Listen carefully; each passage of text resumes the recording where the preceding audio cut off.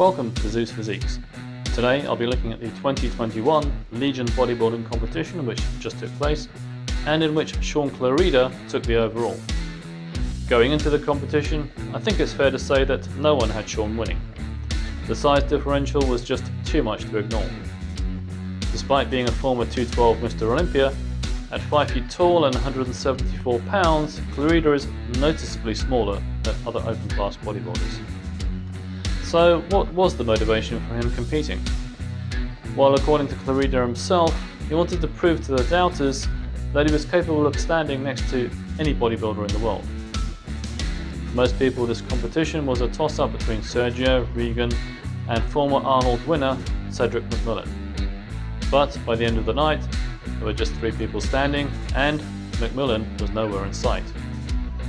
More surprisingly was the fact that one of those 3 was Clarida, and he appeared to be ahead. As the finals wore on, Grimes also appeared to be edging out show favourite Oliva. As the results were announced and Sergio was given 3rd, it became apparent that we may be witnessing one of the biggest upsets in bodybuilding history. Sure enough, when the winner, Clarida, was announced, the crowd went crazy. The contestant, who was perhaps 100 pounds lighter than his nearest rivals, had just convincingly won a pro bodybuilding show. This was history in the making.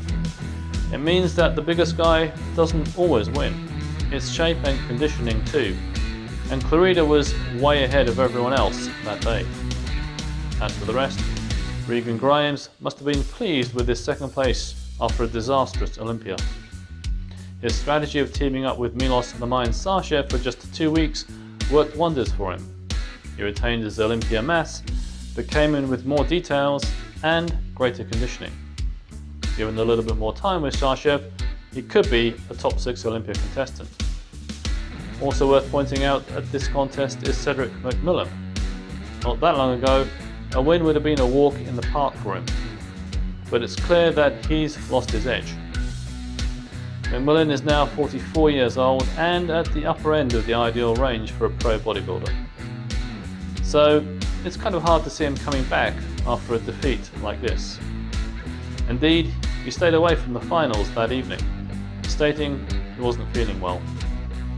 So, as with Rody Winkler and William Bonac, this contest was another example of the changing of the guard in bodybuilding, as we see the rise of a new generation of younger, gifted athletes.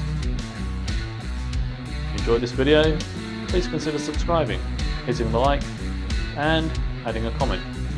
I always look forward to reading your replies. Thanks.